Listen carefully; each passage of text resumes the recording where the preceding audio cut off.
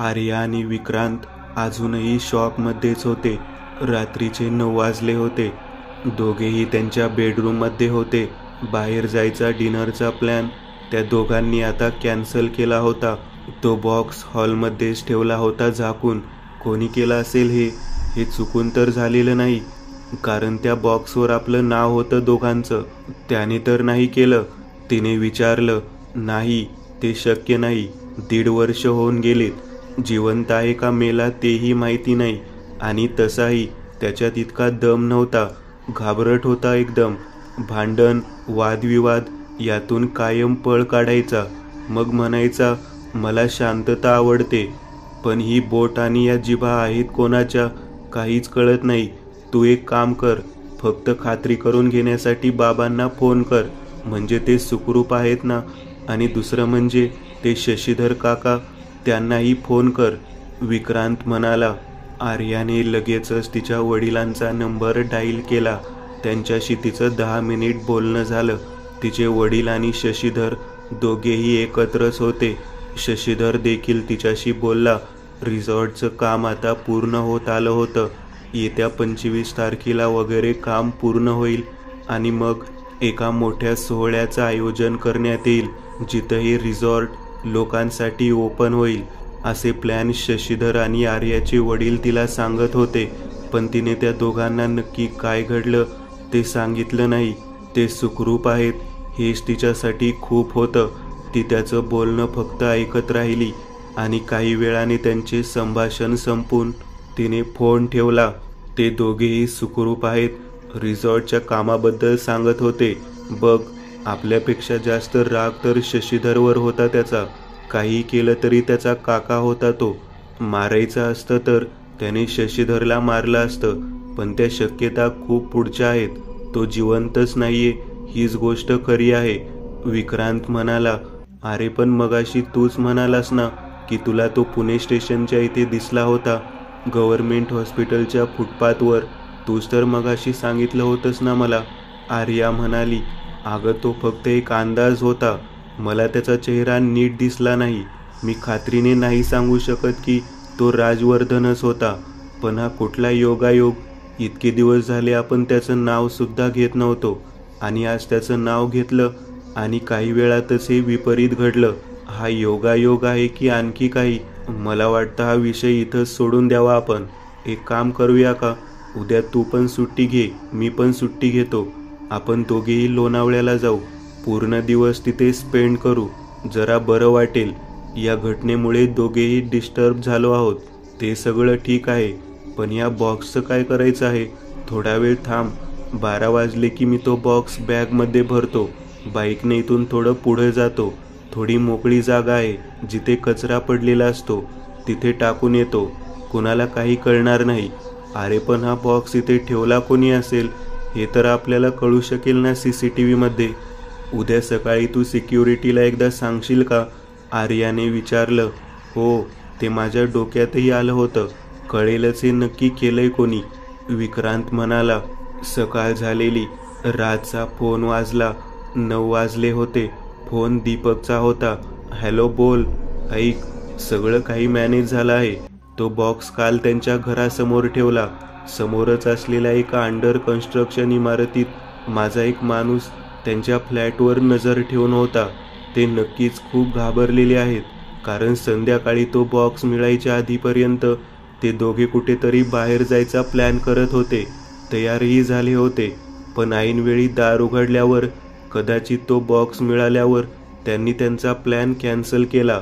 रात्री 12 वाजता विक्रांत बॅगेमध्ये काहीतरी भरून बाईकवरून कुठेतरी जाताना दिसला होता. 15-20 मिनिटानंतर तो परत आला. नक्कीच तो बॉक्स फेकायला गेला होता, दीपक म्हणाला. बॉक्स ठेवताना तुझ्या माणसाला कोणी पाहिलं तर नाही ना? नाही. माझ्याकडे असे लोक आहेत जे कोणत्याही सोसायटीच्या CCTV सिस्टीममध्ये जाऊन ती सिस्टीम हवी तेव्हा चालू आणि हवी तेव्हा बंद करू शकतात. त्यामुळे CCTV मध्ये कोणीही कॅच झालं नाही. आता फक्त एक काम राहते, जे आज दुपारी होईल. आज आम्ही काही माणसं त्यांच्या फ्लॅटमध्ये शिरणार आहोत. जागोजागी स्पाय कॅमेरा आज लावले जातील. ठिकठिकाणी मायक्रोफोन्स लावले जातील. त्यांच्या अगदी शेजारचा फ्लॅट आपण घेतलाय. मी थोड्या वेळातच त्या फ्लॅटच्या रेंट ॲग्रीमेंट फायनल करायला एक जोडपं पाठवतोय. फ्लॅट एजंटमार्फत आपण भाड्याने घेतोय.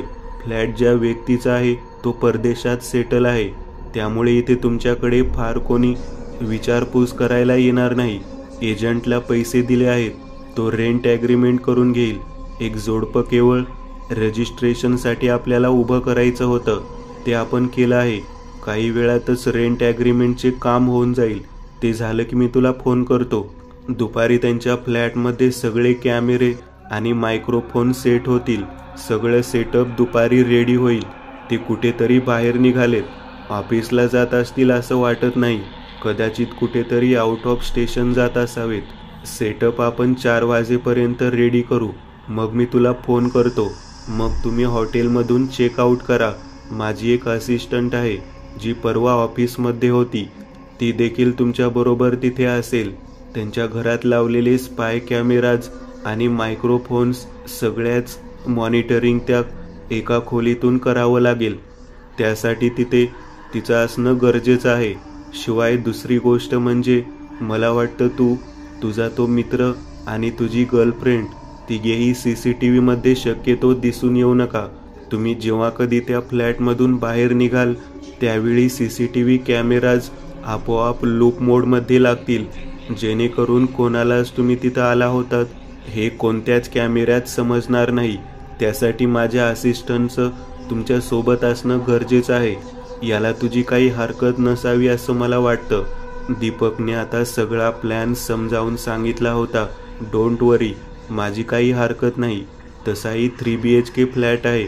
प्रत्येकाला हवी तेवढी स्पेस मिळेल. आणि मी लॉटरीबद्दल जे सांगितलं होतं त्याबद्दल काही अपडेट आहे का तुझ्याकडे? राजने विचारलं. त्यावर काम सुरू आहे. आपल्याला कमीत कमी 70 लोक हवी आहेत.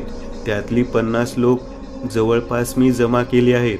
ज्यांच्या बँक खात्याचे तपशील देऊन त्यांच्या बँक खात्यात ते पैसे वळवता येतील आणि तिथून मग आपण ते पैसे आसावरी केशव यांच्या खात्यामध्ये घेऊन हा मॅटर संपवू शकतो. कमीत कमी 2-3 दिवस लागतील. अजून आणखी एक होतं, तू म्हणाला होतास ना तुला एक मांत्रिक हवा आहे. तसा एक माणूस मिळाला आहे, विश्वासातला आहे. तुला जर आज वेळ असेल तर 2 तासात आपण त्याला भेटू शकतो. दीपक म्हणाला, ठीक आहे, मला ॲड्रेस पाठव. 2 तासात मी तिथे पोहोचतो. असं म्हणून राजने फोन ठेवून दिला. त्याची नजर तरसली होती त्या दोघांना बघायला. त्या दोघांच्या आयुष्यातला आता सर्वात वाईट काळ सुरू झाला होता. शशी वाटलं नव्हतं आपण इथपर्यंत पोहोचू कधी. आर्याचा बाप सुशील देशमाने बोलत होता. दोघेही शशीधरच्या बंगल्याच्या टेरेसवर होते. ग्लास भरले होते. हो, मलाही नव्हतं वाटलं. जमिनीची ती केस हारलो तेव्हा असं वाटलं की आता सगळं संपलं. आता एखाद्या मध्यमवर्गीय माणसासारखा आयुष्य काढावं लागणार. सगळे शौक बंद होणार. खाण्यापिण्याची भ्रांत होणार. पण नशीब चांगलं होतं. Thanks to you. तुझ्या डोक्यात तो प्लॅन नसता आला तर आज आपण दोघेही एकतर जेलमध्ये असतो किंवा कुठेतरी भीक मागत असतो. खरंच तू दिसतो त्यापेक्षा खूप जास्त हरामी आहेस. शशीधर सुशीलकडे बघत हसला. सुशील पण त्याचं हे बोलणं ऐकून हसायला लागला. सुशीलचा मोबाईल वाजला. आता कोणाचा फोन आला? त्याने स्क्रीनवर नाव बघितलं. शशिकांत, म्हणजे आर्याचा चुलत भाऊ.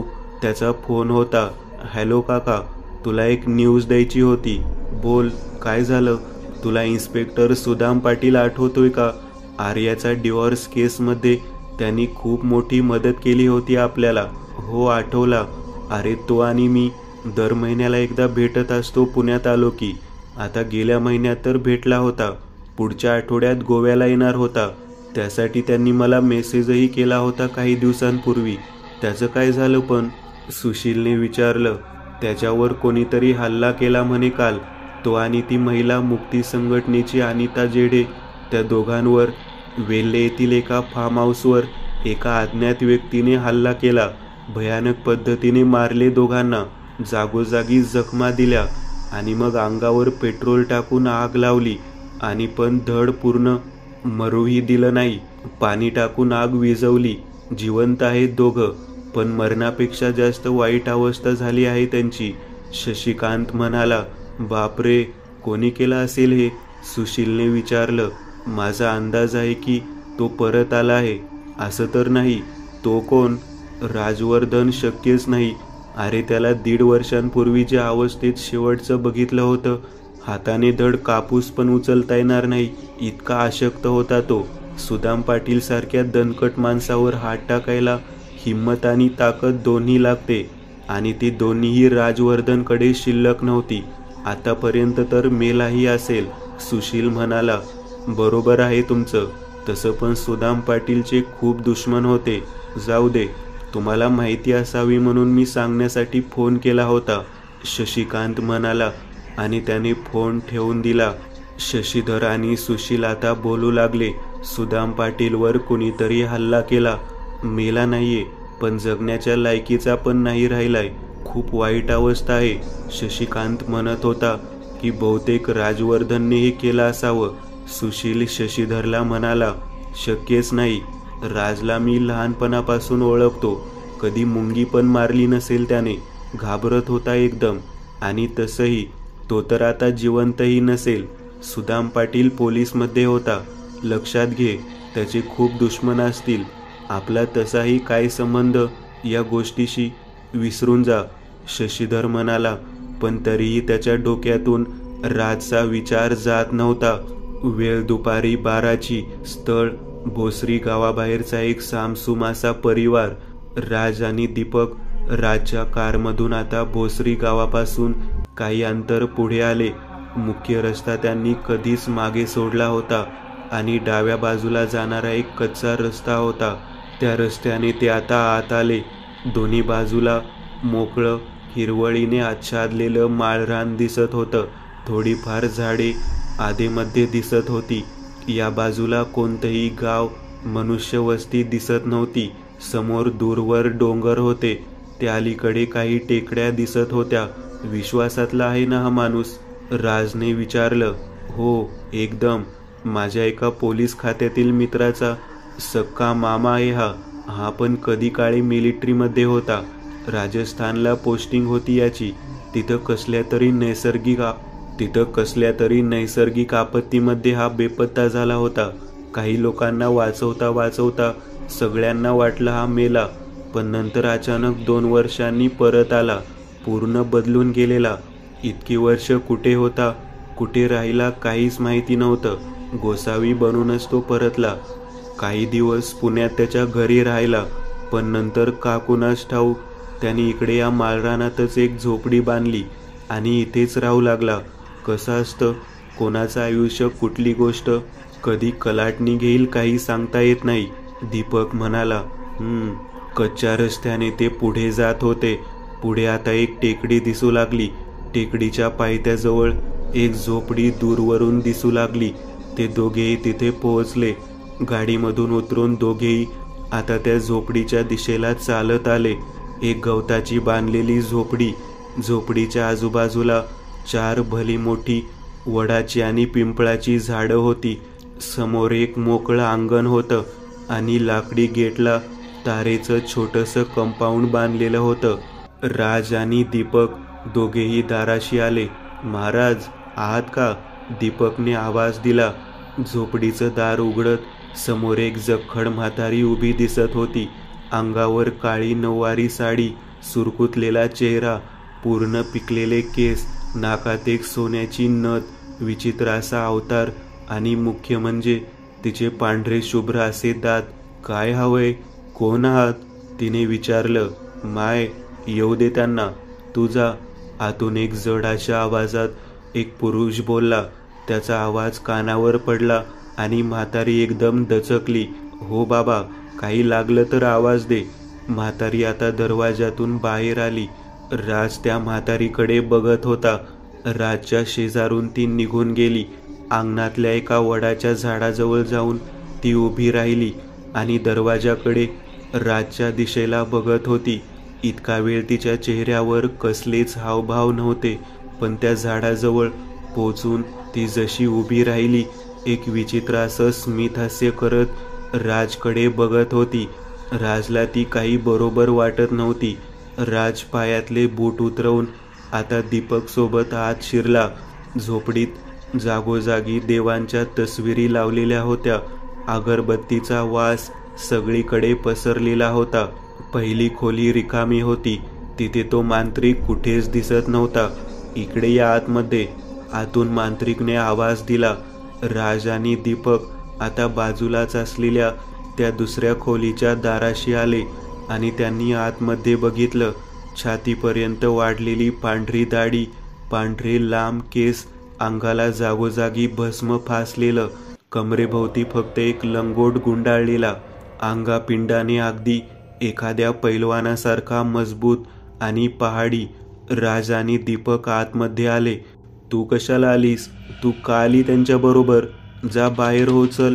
राजच्या मागे दरवाजाकडे बघत तो एकदम ओरडला. त्याचे डोळे रागाने लालबुंद झाले होते. कोण आहेस तू? कोण आहेस तू? कोणाला घेऊन आला इथं? मांत्रिक आता राजकडे बघून विचारत होता. मी कुठे कोणाला आणलं इथं? मलाच याने आणलं इथं. राज म्हणाला. तुझं नाव काय? त्याने दीपकला विचारलं. मी दीपक, तुमचा भाचा यशवंत, त्याचा मित्र आहे मी.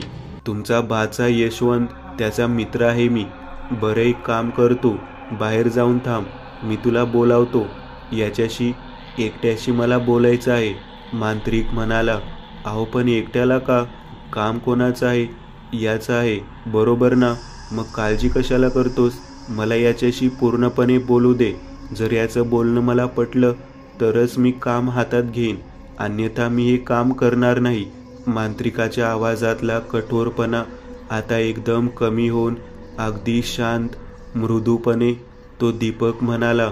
दीपक तिथून बाहेर निघून गेला. तुझ्यासोबत कोण आलं इथं? एक पिशाच्य घेऊन आलायस तू स्वतःच्या बरोबर, आणि कदाचित तुला देखील हे माहिती आहे मी कशाबद्दल बोलतोय. माझ्यापासून काही लपवू नकोस. मला खोटं बिलकुल आवडत नाही. जे आहे ते सगळं काही सांग तिच्याबद्दल. महाराज, तुम्ही जे विचारत आहे त्यातल्या काही गोष्टी मी सांगू शकतो, पण काही गोष्टी मी तुम्हाला नाही सांगू शकत. त्या जर मी सांगितल्या तर कदाचित माझ्याही जीवाला धोका होऊ शकतो. ठीक आहे, सांग, मांत्रिक म्हणाला. राज आता बोलू लागला. त्याने त्याच्या भूतकाळाबद्दल सगळं काही सांगितलं. बस इतकंच? त्या रात्री नक्की काय झालं होतं? तुझ्या गाडीत काहीतरी आहे, मला जाणवतंय. गाडीच्या डिक्कीत काहीतरी आहे, पण नीट समजत नाहीये ते काय आहे. आणखी कुठला तरी अघोरी प्रकार आहे तो, पण आता मला त्याचं नीट ज्ञान होत नाहीये. पण एक मात्र नक्की, तुझ्या गाडीच्या मागच्या भागात काहीतरी अघोरी असं घेऊन फिरतोयस तू सगळीकडे, आणि इथेही आला आहेस. मी एक अघोरी मांत्रिक आहे. ज्या नियमाबद्दल तू बोलत आहेस ते नियम या बाहेरच्या जगातील इतर लोकांसाठी लागू होतात. माझ्यासाठी हे नियम लागू होत नाहीत, कारण मी स्वतःचं पिंडदान केव्हाच केलंय. त्यामुळे मी मनुष्य समाजाचा भाग नाही. जे काही आहे ते मला सगळं सांग. मी खात्री देतो मी कुठे त्याची वाच्यता करणार नाही, आणि शक्य झाल्यास मी तुला यातून बाहेर काढीन. कारण मला तुझ्या कपाळाच्या रेषा बघून दिसते तू एका खूप भयानक अशा चक्रव्यूहात अडकत चालला आहेस. क्षणभरासाठी तुला वाटतंय की तुला मुक्तिमार्ग मिळालाय, पण हा मुक्तिमार्ग नसून मृत्यूचा डोह आहे. मृत्यू देखील खूप छोटा शब्द सांगतोय मी. त्याहीपेक्षा भयंकर असं काहीतरी ते आहे. त्यामुळे माझ्यापासून काही लपवू नकोस. कदाचित असेही असू शकतील की परमेश्वराने आपली ही भेट याच कारणासाठी घडवली आहे. मांत्रिक म्हणाला. राजने काही क्षण विचार केला आणि आता तो सगळं काही सांगू लागला. त्या रात्री जे जे घडलं, त्या रात्रीनंतर जे जे घडलं ते सगळं त्याने त्या मांत्रिकाला कोणताही आडपडदा न ठेवता सगळं काही सांगितलं. आता प्रश्न फक्त एवढाच होता, हा मांत्रिक त्याची मदत करू शकणार होता की नव्हता. राज आणि तो मांत्रिक जवळपास 1 तास झाले आतमध्येच होते. 1 तासानंतर राज त्या खोलीतून बाहेर आला. मुख्य म्हणजे तो मांत्रिकही त्याच्या मागे मागे त्या खोलीतून बाहेर आला. राजच्या खांद्यावर त्याचा हात होता. म्हणजे नक्कीच दोघांचं बोलणं आता व्यवस्थित झालं होतं. मांत्रिकाच्या हातातील लाल पुस्तक होतं हे तेच पुस्तक होते. जे राजला रंजनदास नावाच्या मांत्रिकाकडे मिळालं होतं. काही काळजी करू नकोस, तुझे शत्रू मरणाची भीक मागतील, पण त्यांना मरण सुद्धा मिळणार नाही अशी अवस्था करू त्यांची. ज्या ज्या गोष्टी मी सांगितल्यात त्या माझ्यापर्यंत पोचत्या कर आज रात्रीपर्यंत. परिणाम उद्या सकाळपासूनच दिसायला सुरू होतील. मांत्रिक म्हणाला. राज त्याच्या पाया पडला आणि आता तिथून राज आणि दीपक दोघे निघाले. ती म्हातारी अजूनही त्याच वडाच्या झाडाजवळ तशीच उभी होती. दुपारचे 2 वाजले होते. ही लिस्ट बघ. या लिस्टनुसार आपल्याला या गोष्टी महाराजांना आज रात्रीपर्यंत इथे पोचवायच्या आहेत. राजने कागद दीपकच्या समोर धरला. या सगळ्या गोष्टी सहज त्यांच्या घरात मिळू शकणार होत्या. दीपकने त्याच्या माणसांना फोन लावला. तुम्ही लोक आता कुठे आहात? त्यांच्या घरात आहात का? दीपकने विचारलं. समोरच्या माणसाने होकारार्थी उत्तर दिलं. म्हणजे ते कदाचित त्या दोघांच्या घरातच स्पाय कॅमेरा आणि मायक्रोफोन सेटअप करत होते. मी एक फोटो पाठवलाय, त्यामध्ये काही गोष्टी आहेत. त्या गोष्टी आता तुम्ही तिथे आहात तर त्यांच्या घरातून तुम्हाला जमा करायच्या आहेत. फार नाहीत, 10-12 गोष्टी आहेत. काही गोष्टींसाठी तुम्हाला थोडंसं आतमध्ये घुसावं लागेल. दीपक म्हणाला. त्यांच्या कपड्याचे 2-2 छोटे तुकडे, केसांचे नमुने, त्या दोघांचा एक फोटो, त्या दोघांच्या पादत्राणाच्या खालच्या सोलचा एक तुकडा, घरातल्या साखरेच्या आणि मिठाच्या बरणीतून 2-2 चमचे साखर आणि मिठाचे नमुने, तसेच प्रसाधनगृहातील पाणी, घराच्या दाराच्या लाकडाचा थोडासा भुसा, घराच्या भिंतीचा थोडासा अंश, अशा काही विचित्र गोष्टी त्या लिस्टमध्ये लिहिलेल्या होत्या. पण त्या गोष्टी मिळवणं त्याच्या माणसांना आता फार काही अवघड नव्हतं, कारण ते त्यांच्या घरातच होते. साखर, मीठ, बुटाच्या सोलचे तुकडे सहज मिळाले. केसांचे नमुने मिळायला थोडी मेहनत घ्यावी लागली आणि ते देखील मिळाले. बेडरूमच्या ड्रेसिंग टेबलवर असलेल्या कंगव्यात राज आणि दीपक आता 2 तासाचा प्रवास करून पुण्यात पोहोचले. या सगळ्या गोष्टी घेऊन त्याचा एक माणूस पुणे स्टेशनजवळ थांबला होता. दीपकने त्या माणसाला त्या मांत्रिकाचा पत्ता व्यवस्थित सांगितला आणि लगेचच या गोष्टी तिथे पोहोचवायच्या आहेत अशी सूचना केली. त्याचा माणूसही लगेचच तिथून सगळ्या गोष्टी घेऊन त्या मांत्रिकाच्याकडे रवाना झाला. सगळी कामं अगदी पटापट होत होती. राजने दीपकला त्याच्या ऑफिसजवळ ड्रॉप केलं.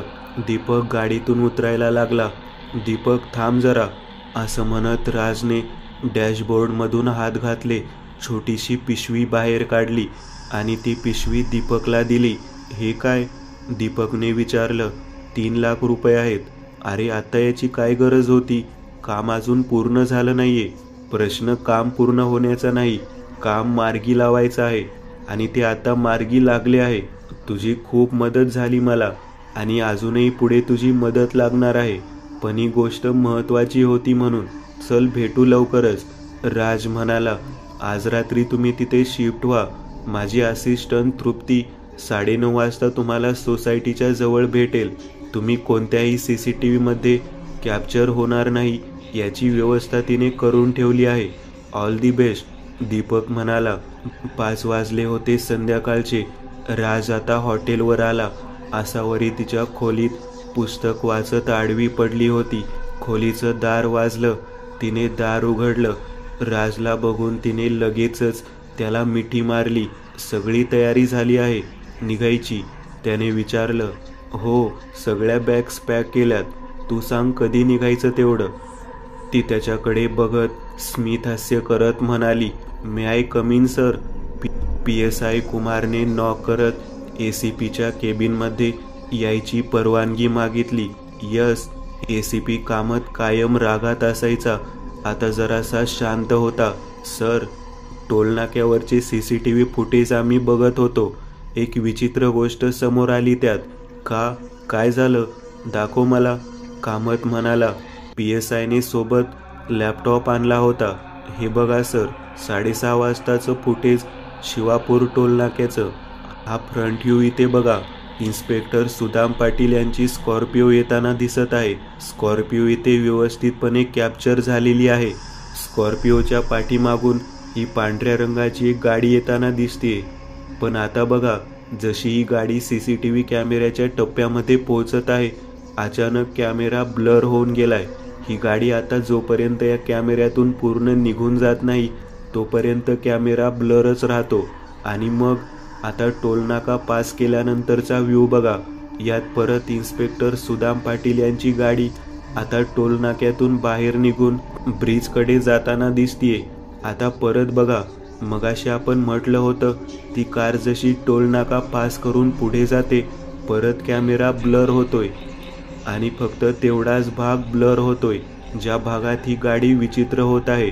आता बघा, जशी गाडी CCTVच्या कक्षेतून बाहेर निघून जाते तसं परत एकदा कॅमेरे व्यवस्थित होतात. आता बघा, सगळं काही व्यवस्थित चित्रित होत आहे.